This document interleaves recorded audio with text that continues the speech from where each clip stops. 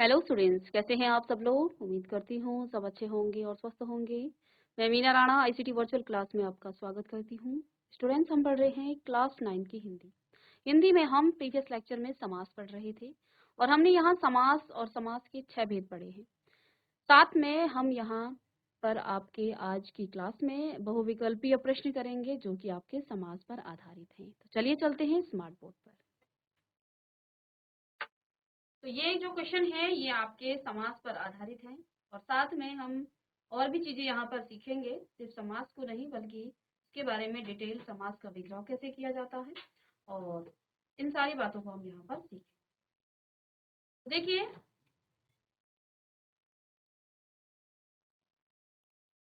पहला प्रश्न है यहाँ पर। सभी प्रश्न आपके एमसीक्यूज यानी कि आपके बहुविकल्पीय हैं। एक प्रश्न के 4 उत्तर यहाँ पर आपको दिए जाएंगे और एक उत्तर इसमें से सही। ठीक है, चलिए। पहला जो प्रश्न है वो है, देशांतर में कौन सा समास है। पहला प्रश्न, देशांतर में कौन सा समास है। देशांतर का पहले समास विग्रह कीजिए।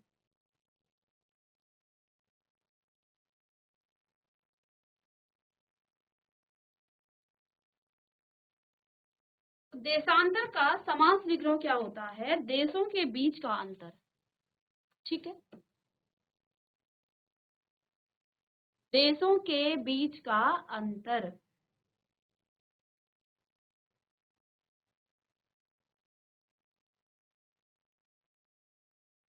और ऐसा क्यों? इसका देशांतर का आप यहाँ पर लिखिएगा, देशांतर देशों के बीच का अंतर। देशों के बीच का लिखिएगा अंतर। देखिए, सिर्फ इसे समझना, अंतर। इसने कहा तत्पुरुष समास, लेकिन हम कह रहे तत्पुरुष समास क्यों है? देशों के बीच का अंतर। अब देखिए, इसका जो समास विग्रह है वो क्या कह रहा है? देशों के बीच का या देश के बीच का, देश नहीं, देशों के बीच का अंतर होगा। तो अब यहाँ पर दो देशों के बीच का संबंध बताया जा रहा है और हमने पढ़ा था संबंध तत्पुरुष समास। ठीक है, और संबंध तत्पुरुष समास आपका कहाँ पर आता है?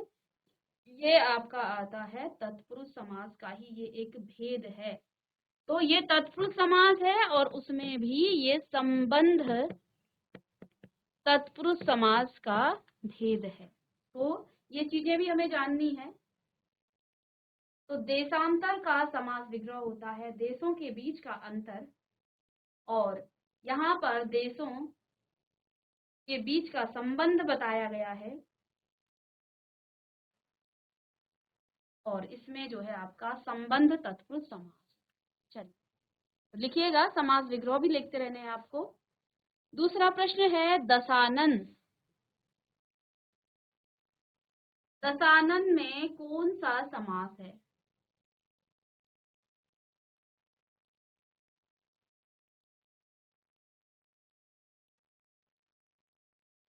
सबसे पहला काम, दशानन का समास विग्रह क्या होगा? दशानन का समास विग्रह होता है, 10 हैं आनन जिसके, 10 हैं आनन अर्थात मुख। किसके मुख हैं 10? आनन यानी कि मुख जिसके। 10 हैं आनन अर्थात मुख जिसके। देखिए, 10 आनन, दशानन जिसका मतलब है 10 हैं आनंद जिसके। तो किसके हैं 10 आनंद? 10 मुख किसके हैं? रावण के। और जब हम कहते हैं कि जिस पद में कोई भी पद प्रधान नहीं होता है, कोई अन्य अर्थ में जो आपका अर्थ आता है वही प्रधान होता है, वहां पर आपका बहुव्रीहि समास आता है। जिस समास में दोनों ही पद प्रधान नहीं होते हैं, कोई अन्य अर्थ ही यहाँ पर प्रधान होता है, वहां पर आपका बहुव्रीहि समास आता है। लिख लीजिएगा इसे भी।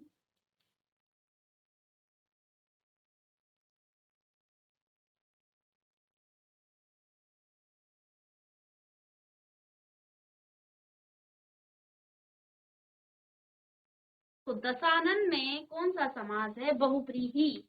और बहुव्रीहि समास में आपको क्या बताया था? जहां पर दोनों ही पद प्रधान न हो, कोई अन्य पद यहाँ पर प्रधान होता है, तो वहां पर आपका बहुव्रीहि समास आता है। इसके बाद नेक्स्ट है चौराहा शब्द में कौन सा समास है?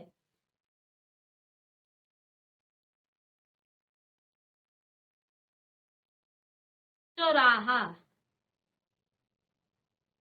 इसका अर्थ क्या होता है? पहले तो आप ये समझें इसका समास विग्रह क्या होता है। चौराहा का अर्थ क्या है? इसका समास विग्रह क्या है? चौराहा, चौराहा। तो ये क्या कह रहा है? चौराहा में चार राहों का या चार राहों का समूह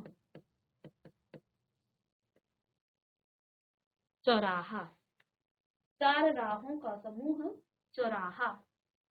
और जहां पर पहला पद संख्यावाचक होता है, समूह और समाहार जैसे शब्दों का प्रयोग किया जाता है, वहां पर आपका द्विगु समास आता है। वहां पर आपका द्विगु समास आता है। चलिएगा, इसमें आपका द्विगु समास है। ठीक है, इसमें आपका द्विगु समास। प्रश्न नंबर 4 देखें। प्रश्न नंबर 4, प्रश्न नंबर 3 कर लिया आपने। प्रश्न नंबर 4 है तिरंगा। तिरंगा में कौन सा समास है? तिरंगा में कौन सा समास है? तो यहाँ पर भी बच्चों देखिए, तीन रंगों का समूह, इसका समास विग्रह क्या होता है? तिरंगा का तीन रंगों का, तीन रंगों का, तिरंगा में तीन रंग होते हैं ना, तीन रंगों का समूह। और देखो पहला संख्यावाचक है, पहला पद संख्यावाचक है, तो जहां पर समूह और समाहार जैसे शब्द आए तो पुनः वहां पर भी आपका द्विगु समास यहाँ पर आ जाता है। चलिएगा, लिखते रहिएगा। प्रश्न नंबर 5, देव जो महान है यह किस समास का उदाहरण है? देव जो महान है यह किस समास का उदाहरण है?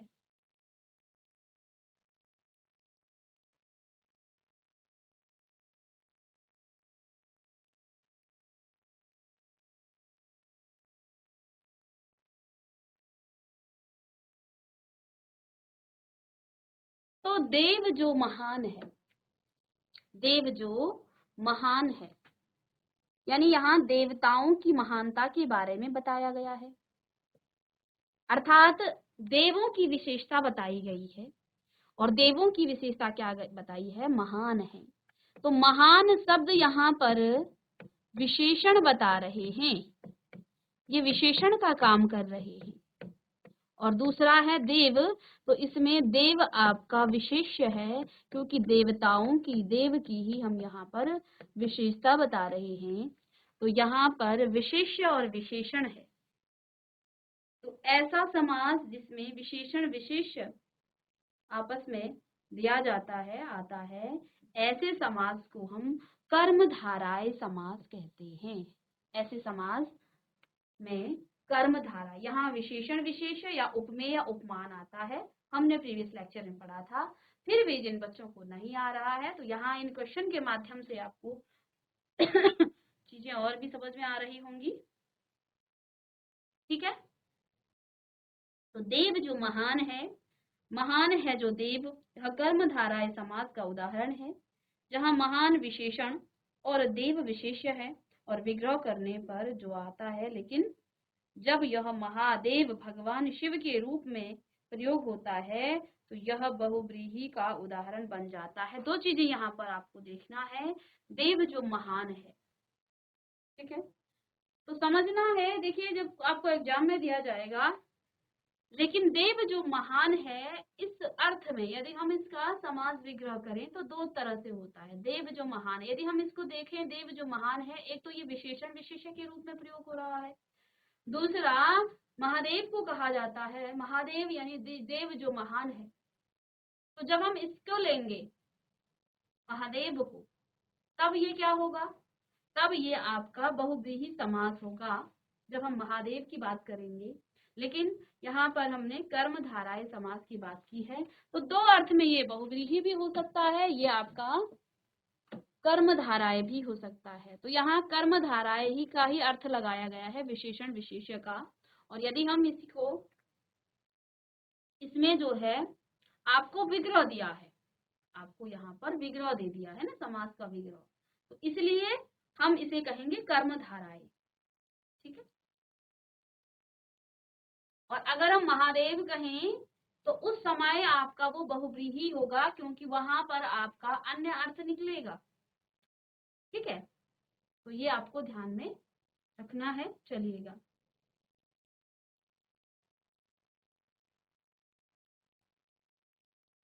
तो जब भगवान शिव का बोध हो तो उस समय ये बहुव्रीहि होगा। लेकिन यहाँ पर तो आपके सामने दिया गया है देव जो महान है, तो विग्रह दे दिया है, तो विग्रह के अनुसार आपको इसका समास बताना है।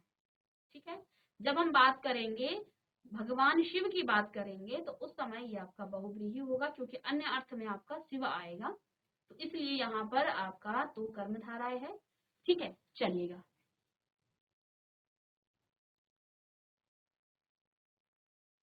नेक्स्ट है घुड़दौड़ का समास विग्रह बताइए।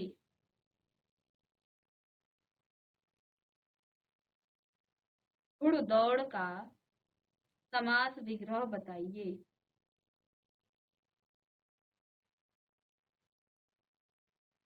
घुड़दौड़, घोड़ों जैसी तेज दौड़, घोड़ों की दौड़।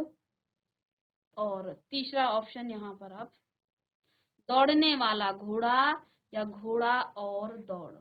तो इसका समास विग्रह क्या होगा, घुड़दौड़ का समास विग्रह क्या होगा। तो घुड़दौड़ का समास विग्रह है बच्चों, घुड़दौड़ का समास विग्रह है घोड़े की दौड़। दूसरा घोड़े की दौड़। ठीक है, या घोड़ों की होता, घोड़ों की दौड़, घोड़ों की दौड़। लेकिन आप यहाँ पर कौन सा समास है ये भी तो प्रश्न पूछा जा सकता है। प्रश्न आपको रिवर्स करके भी पूछा जा सकता है कि घोड़ों की दौड़ में कौन सा, या घुड़दौड़ में कौन सा समास है, तो ये भी तो पूछा जा सकता है। ठीक है, तो देखो घोड़ों और दौड़ का यहाँ पर संबंध है, इसलिए यहाँ पर संबंध तत्पुरुष समास आया है, तो इसमें आपका तत्पुरुष समास,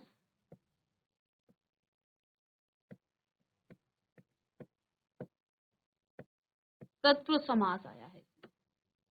ठीक है स्टूडेंट्स, चलिएगा।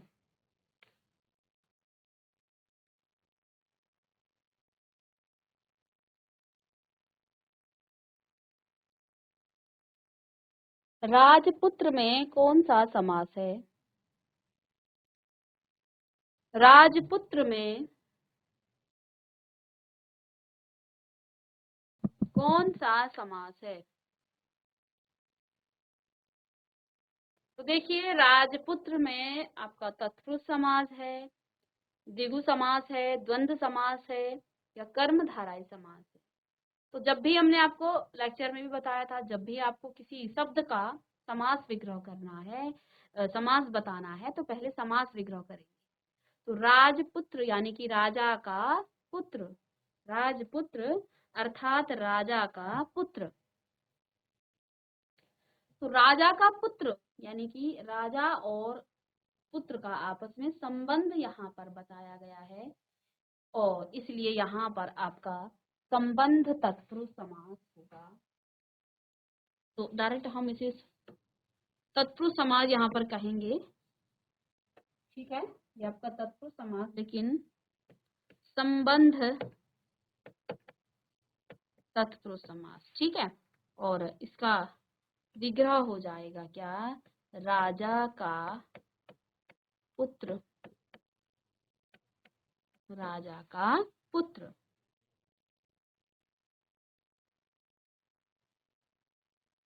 अब नेक्स्ट जो प्रश्न है वो कहता है, जिस समास का पहला पद प्रधान हो उसे कौन सा समास कहते हैं? जिस समास का पहला पद प्रधान हो, तो ये तो हमने आपको शुरू में ही बताया था कि प्रधानता और प्रधानता के आधार पर समास के भेद किए गए हैं अलग से, और दो अलग से भेद हैं। तो जिस समास का पूर्व पद अर्थात पहला पद, किसी भी समास में दो पद होते हैं जिसमें पहला पद पूर्व पद और दूसरा पद उत्तर पद कहलाता है। तो जिसका पहला पद प्रधान होता है वो पहला ही समास है अव्ययी भाव समास। ठीक है, जिसका दूसरा पद प्रधान होता है वो तत्पुरुष समास, ये हमने आपको बताया था। ठीक है, तो यहाँ पर तीसरा ऑप्शन आपका सी, ये आपका करेक्ट है। वो आपका क्या कहलाता है? अव्ययी भाव समास कहलाता है। उसे हम क्या कहते हैं? अव्ययी भाव समास कहते हैं। तो उत्तर भी दिया गया है यहाँ पर।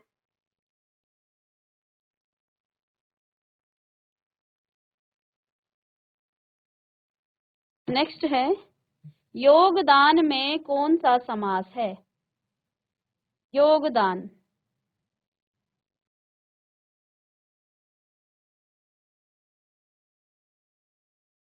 अब देखिए स्टूडेंट, यहाँ योगदान का मतलब क्या होता है? योगदान होता है योग का दान। योगदान, तो इसे योग का दान, इसका विग्रह क्या हो जाएगा? योग का दान। योग का दान।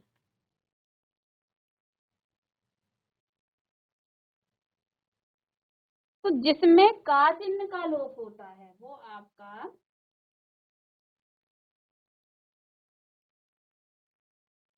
तत्पुरुष समास की यहाँ पर विशेषता बताई गई है। ठीक है,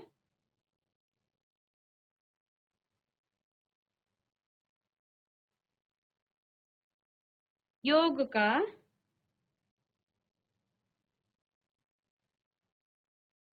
अब देखिए इसमें दो धाराएं हैं। इसको यदि आप इसके डीप अर्थ को देखें तो इसमें आपका तत्पुरुष समास है योग का दान, या फिर इसमें जो है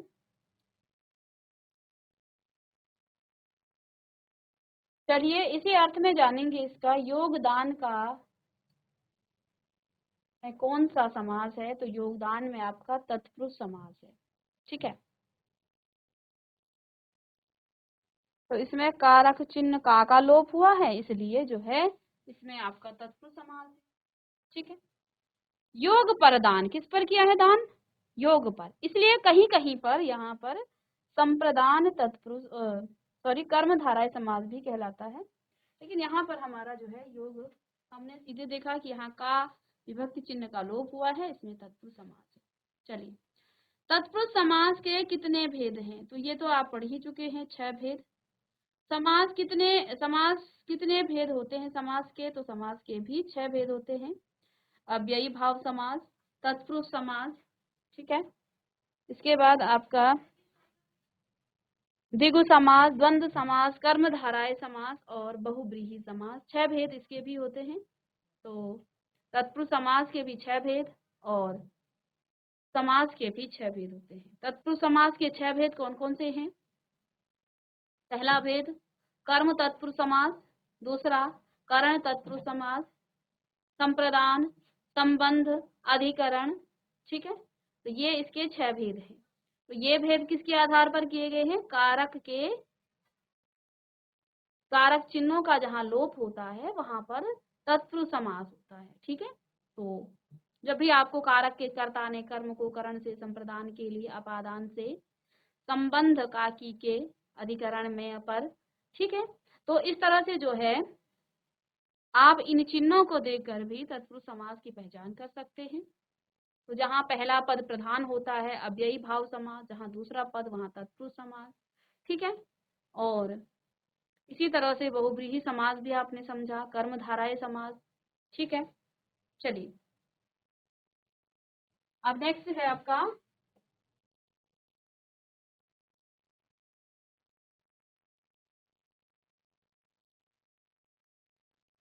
अगोचर में कौन सा समास है? अगोचर में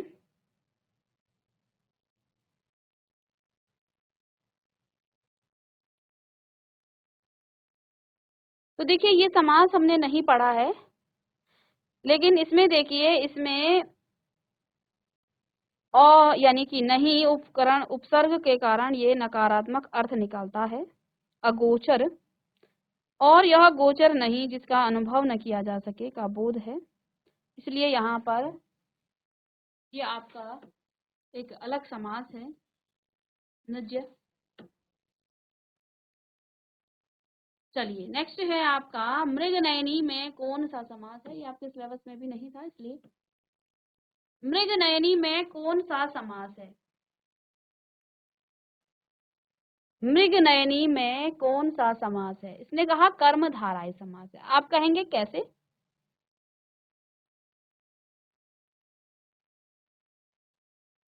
मृगनयनी में कौन सा समास है?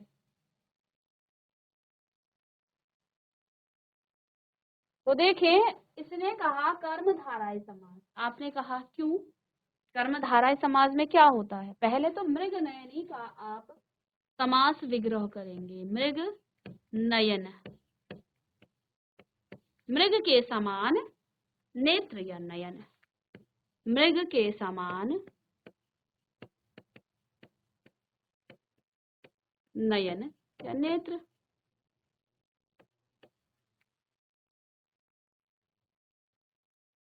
तो देखिए यहाँ आप देख पा रहे हैं कर्मधारय समास का है। कर्मधारय समास में उपमेय और उपमान और साथ में विशेषण विशेष्य होता है, ठीक है। कर्मधारय समास में मृग के समान नयन या आंखें, तो किसकी तुलना?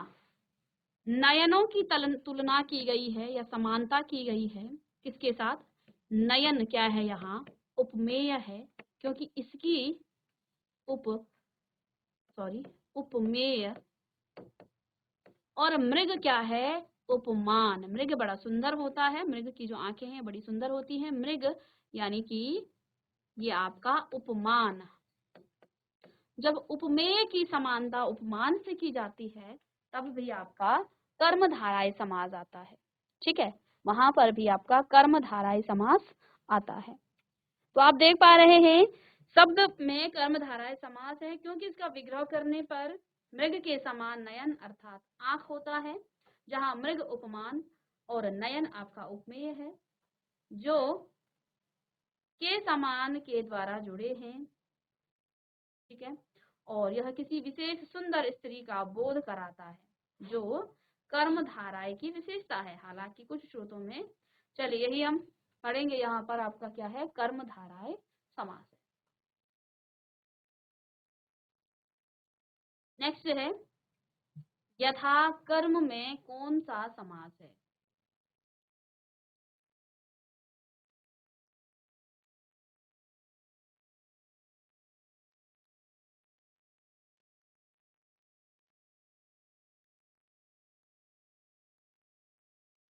अब देखिए इसमें पहला शब्द क्या है? इसने कहा अव्ययी भाव समास है। चलिए उत्तर तो आपके सामने है, लेकिन समझ लेते हैं अव्ययी भाव समास में क्या आता है। यथा कर्म, यथा में पहला पद क्या है?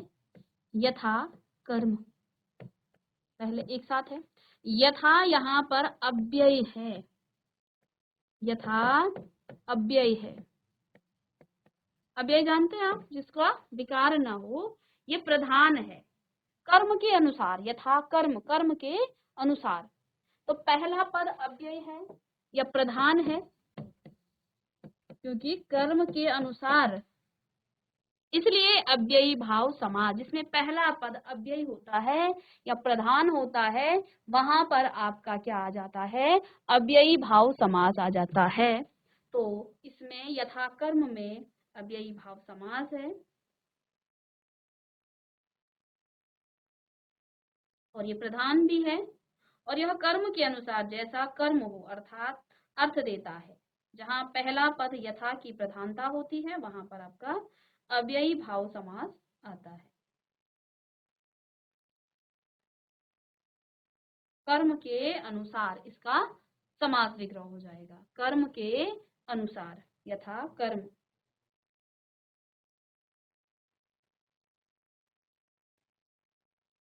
तो देखिए अब यही आप जानते हैं जिसमें परिवर्तन ना हो, विकार ना आए, ठीक है। राधा कृष्ण में कौन सा समास है, तो इसने कहा उत्तर में कि द्वंद्व समाज, सॉरी आपका द्वंद्व समास है। राधा कृष्ण में कौन सा समास है, तो द्वंद्व समाज है।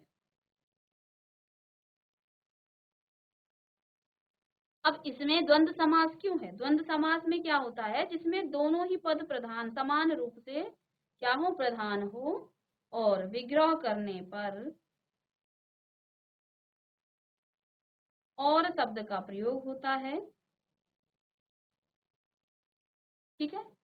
तो इसमें जो है योजक चिन्ह भी जोड़े जाते हैं, जैसे और, अथवा, या जैसे योजक शब्द आते हैं, चिन्ह नहीं कहेंगे, शब्द कहेंगे, जो विग्रह करने पर लुप्त हो जाते हैं, ठीक है। तो देखिए राधा कृष्ण, राधा और कृष्ण दोनों ही प्रधान है यहाँ पर, राधा और कृष्ण, ठीक है। इसमें आपका द्वंद्व समाज है। तो इसमें आप देखिए समस्त पद आपका राधा कृष्ण हो गया, समास विग्रह आपका राधा और कृष्ण हो गया, समास का नाम आपका द्वंद्व समास है, ठीक है। तो इसमें आपका द्वंद्व समास है। नेक्स्ट देखिए, वनवास में कौन सा समास है,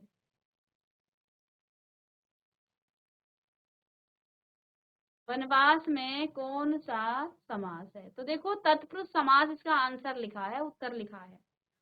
वनवास यानी कि वन में वास, वास या वन का वास, ठीक है।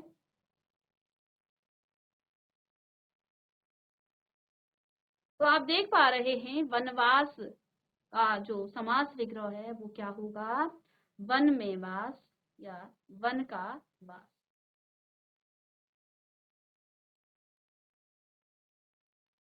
इसका वन में वास या फिर वन का वास, दोनों में कारक चिन्ह आ रहे हैं, और जहां कारक चिन्ह का लोप हो जाता है वहां पर आपका तत्पुरुष समास आ जाता है ना, ठीक है। वनवास, वन में वास, तो इसका समास विग्रह वन में वास या वन का वास होता है, जो अधिकरण या संबंध तत्पुरुष के अंतर्गत आता है। तो दोनों ही चिन्ह में यहाँ पर जो है आपका एक हम कॉमन बात कहें तो ये आपका तत्पुरुष समाज में आता है। तो वन का मतलब जंगल है, मेवास यानी रहना, जंगल में रहना, ठीक है। चलिएगा, पंच पंचवटी में कौन सा समास है,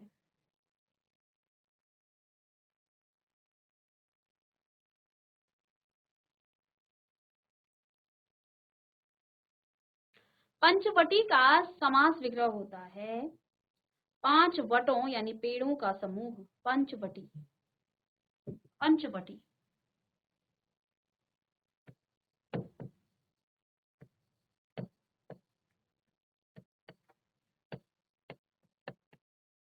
पांच वटों या फिर पेड़ों का, है ना, पांच पेड़ों का समूह, ठीक है। पांच पेड़ों का समूह, जहां समूह और समानार्थक जैसे शब्द आते हैं वहां पर आपका द्विगु समास हो जाता है।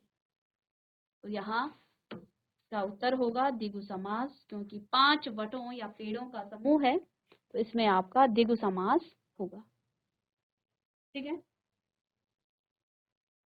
नेक्स्ट लिखिएगा,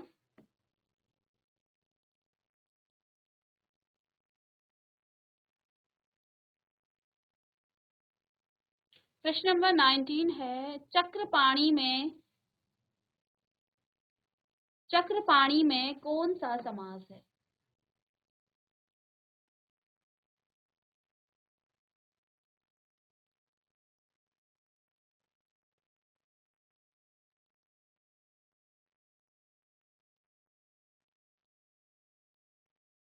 इसमें आपने कहा बहुव्रीहि समास। चक्रपाणी का समास विग्रह होता है हाथ में चक्र धारण करने वाला, है ना।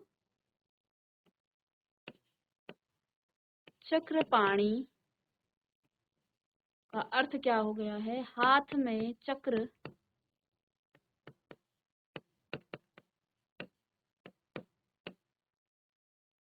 धारण करने वाला, है ना। हाथ में चक्र धारण करने वाला चक्रपाणी। तो इसमें आपका बहुव्रीहि समास है और इसका समास विग्रह हो जाता है चक्रपाणी। ठीक है। इसमें भगवान विष्णु की प्रधानता है। चक्र जिसने हाथ में चक्र धारण किया है वो कौन है? विष्णु के लिए कहा गया है। तो इसलिए जो है इसमें आपका क्या हो जाएगा? इसमें आपका बहुव्रीहि समास आ जाता है। ठीक है।